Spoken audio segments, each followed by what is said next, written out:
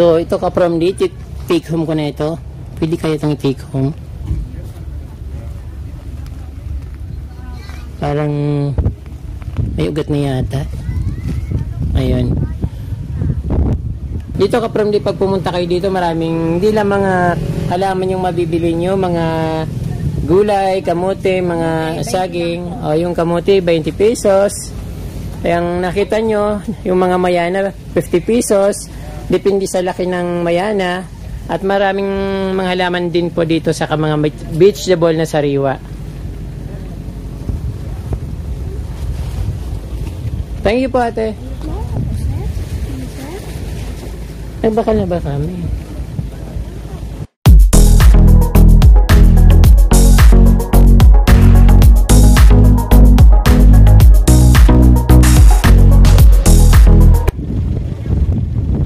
Magandang araw sa inyo mga kapromdi. Nandito ako sa bayan ng Ocampo sa pamilihan ng mga mayana dito o ng mga halaman sa strawberries.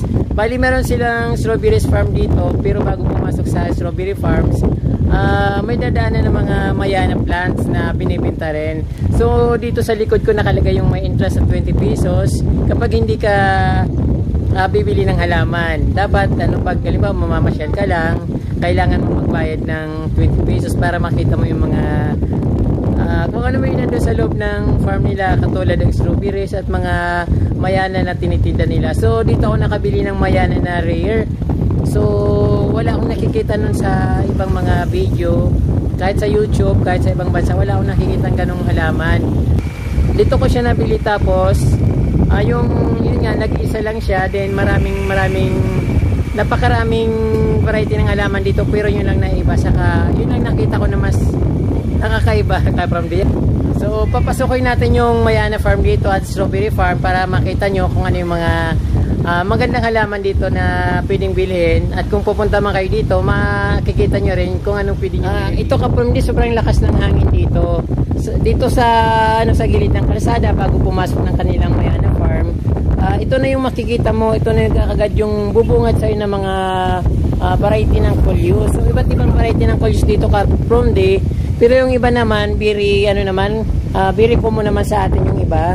Pero ito kapromde, so another variety na naman ito kapromde na wala sa iba, at wala rin ako nakikita sa ganito sa mga YouTube, sa mga iba't ibang videos na ating napapanood na kinukuha ng mga vloggers, mga foreign or local. So wala akong nakikitang ganitong coleus. So ito kapromde, tingnan nyo na sa brown yung paligid niya, tapos may yellow sa gitna. So another variety ng rare na coleus na dito ko lang nakita. Then syempre yung dati kong binili, ito medyo ayan, maganda pa rin, pero parang pinagpilian na, hindi na masyadong maganda yung natira. Then another variety kapromdi ng coleus, ito golden yung kulay niya kapromdi. Namumula-mula na golden yung gitna niya, pero hindi ko alam kung anong mga name ng coleus na ito nandito. Then yung coleus na pula na meron ako naman ito na nakapaligid sa aking kubo, ito yung kapromdi coleus na pula. Then ito naman, so another rare variety ng coleus, ayan. Then another variety ng coleus, kulay yellow. So actually ito kapromdi green ito, tapos nagiging yellow kapag nainitan.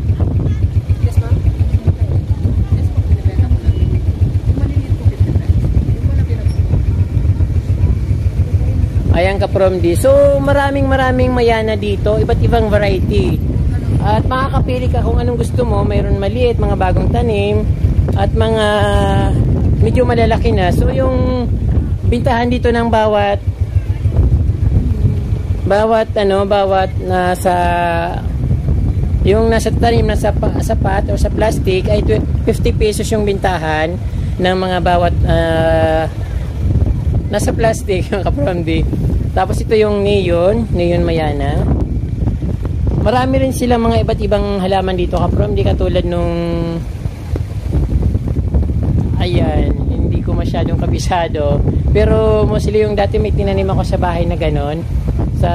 Nabuhay naman siya, pero namulaklak maliit lang. Ayun ka-from yung mga mayana dito na nakikita at pwedeng bilhin. 50 pesos lang po, malaki maliit, 50 pesos. So ayan.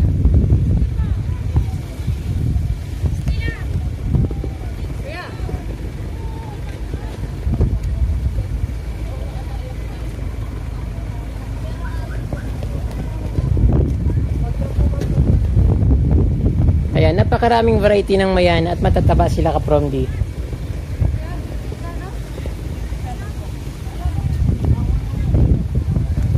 Itong mayana na ito, napaka-lush niya.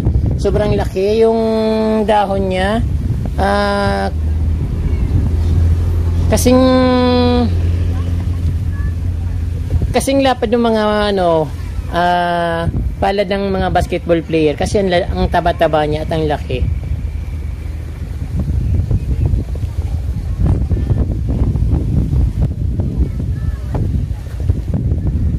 Ayan ka-from yung nakikita yung mga mayana dito na napakaganda. At ito naman ka-from yung variety ng mayana na nakikita nyo palagi doon sa aking kubo o sa kubo ko na tinitirahan ko. Pero medyo maganda yung dahon nito ka-from kasi bukod sa mapula siya, parang makintab, medyo may pagka-glossy. Pero para same din naman ang variety ng mayana ko siya. Ito, yung neon. Then, mayroon din silang pink mayana dito ka-from di. Ayan. Ka-from di kayo na lang maglagay ng ID kung anong klase mga mayana yung pinapakita ko sa inyo. Ito ka-from di yung yung nabili ko noon. So, parang gusto ko siyang bilhin ulit para mayroon akong panibagong mayana. So, mayroon na akong prospect na bibilhin ka-from di.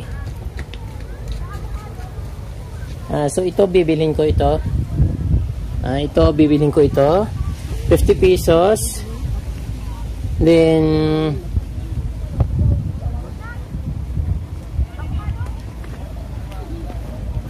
meron pa dito. Meron pa akong nakita dito ng ibang variety na pwede kong bilhin at wala sa iba.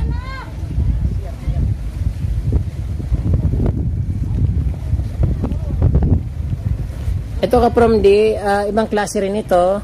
Wala rin ako nakikita nito sa Manila. Ayan.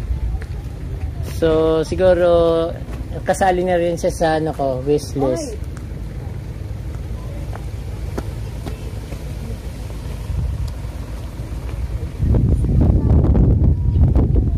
At syempre, ka-from di talagang dito, talagang sila ng mga mayana, talagang gustong-gusto nilang mayana dito, kaya ang dami-dami nagbi-visit din dito at maraming namimili.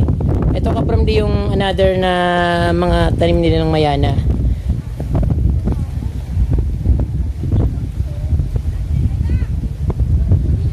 Ayan, napakaganda nila at napaka-lush. So ito ka-from di mga bagong tanim lang ito, pero napakadaling lumaki ng mga mayana dito kasi dahil siguro sa weather na katulad medyo malamig at mainit din. Mainit na malamig yung hangin.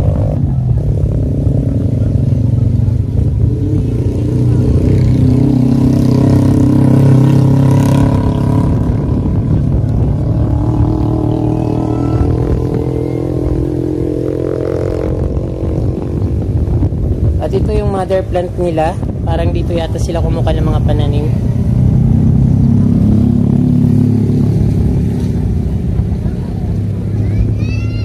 So, ayan ka-from di, ito yung rare na mayana. Parang mother plant ito. Nakatanim siya sa soil, direct soil yata ito. Oo nga ka-from di, direct soil yung mayana na ito, kaya malago siya, mataba. Kaya yung kaibahan ng mayana na tinatanim sa direct soil para maging mataba siya. Ayan po ka-from di.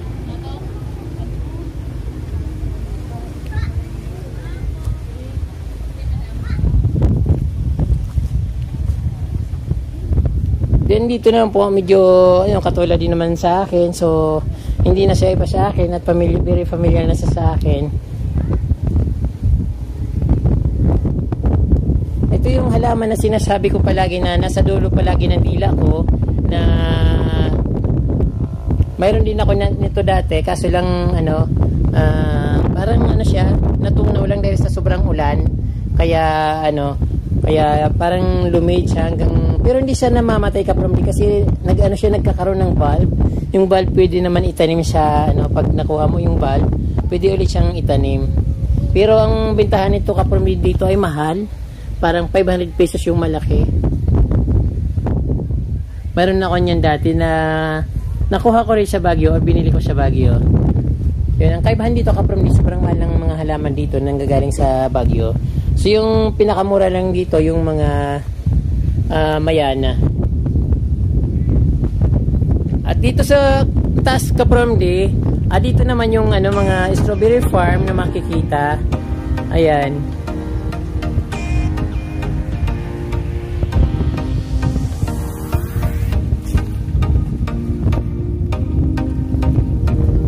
May mga pictures ano rin dito, pipicture, ano, halimbawa nagta-travel kayo, mayroon din ditong ano, para anong tawag doon, para i-accommodate kayo yung pag-visit nyo dito, para makapagpa-picture din kayo dito sa strawberry farm ng Ocampo Camarines Sur, dito sa laylayan ng Mount Isarog, na napakasarap ng hangin at preskong-presko. Kahit na matarik yung araw ka from there, ramdam ko yung lamig nung ano, simoy ng hangin o yung ihip ng hangin. Yung nakakita natin ka from there sa ano, Malagon na parang masukal, ay mga tubo. Ayan. Ang tanim dito ay karamihan mga tubo dito sa lugar na ito. Maganda rin yung kapaligiran dito at dito sa bandang baba. Dito sa bandang kabila naman ay puro peanut naman yung tanim.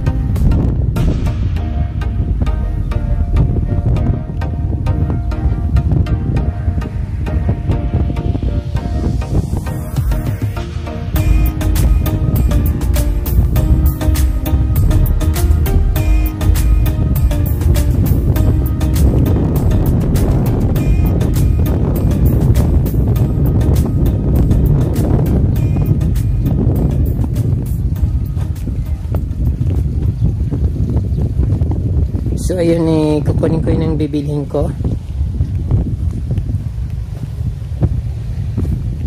Sarap naman ang weather dito.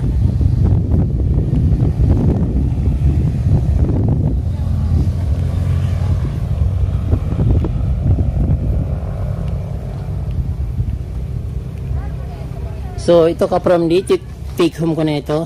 Pwede kayo itong take home.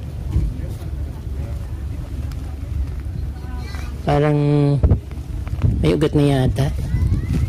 Ayun.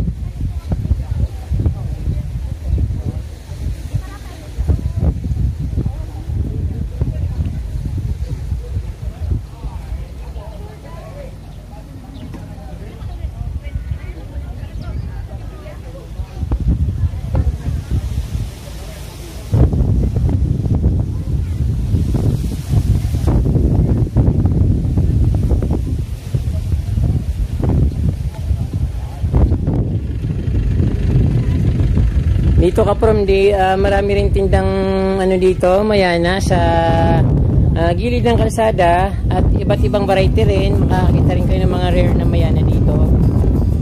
Kung nakikita nyo ka from yung mga halaman dito, tag-50 but hindi maka-discount yung medyo maliliit. Ewan ko lang kung magkano bintahan ng mga bagong tanim, pero yung binili ko yung medyo lush, nasa 50 pesos ang isa, at pwede pang kumuha ng mga maraming pananim kasi pinili ko yung marami na isa nga para ano, pwede kong paramihin kaagad. Tapos dito rin sa kabila, tika mo na ka from napakaganda ng scenery dito sa bandang harapan ng mga Mayana plants dito, Mayana Plant Farm. Ayan, napakaganda dito. Malabatanis din yung tanawin dito. Makikita yung iba't ibang hugis ng pananim. Meron din parang hagdan-hagdan na palayan or maybe mga gulay lang nakatanim. Ayan yung lugar dito sa amin sa bayan ng Ocampo, Camarines Sur.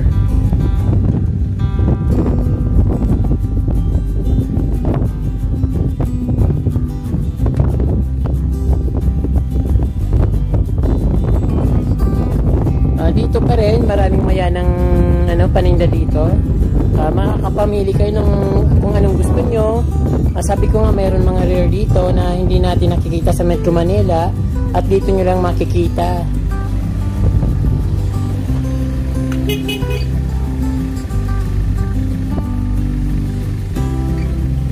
Ayan ka-from din, nakikita nyo maraming tinda dito, napakarami.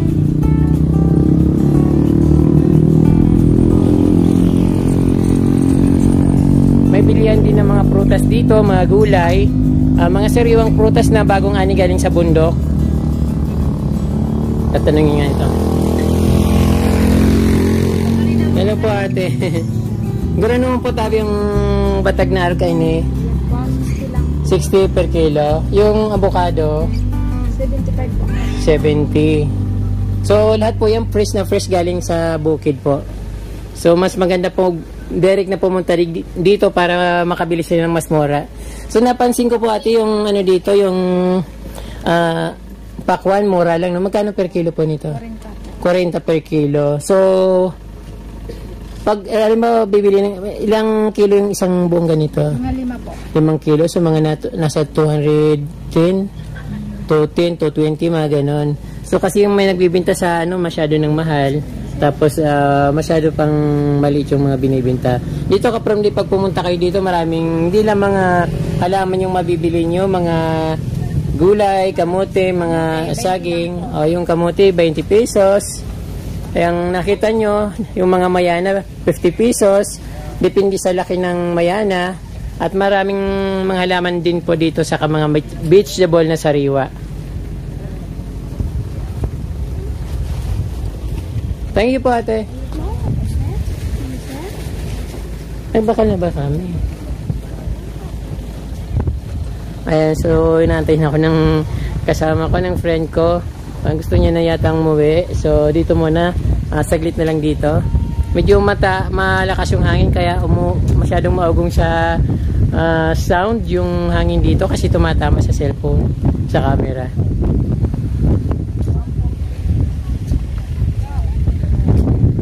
Ayan ka-from din. Ikot ko na kayo ng 360 degree.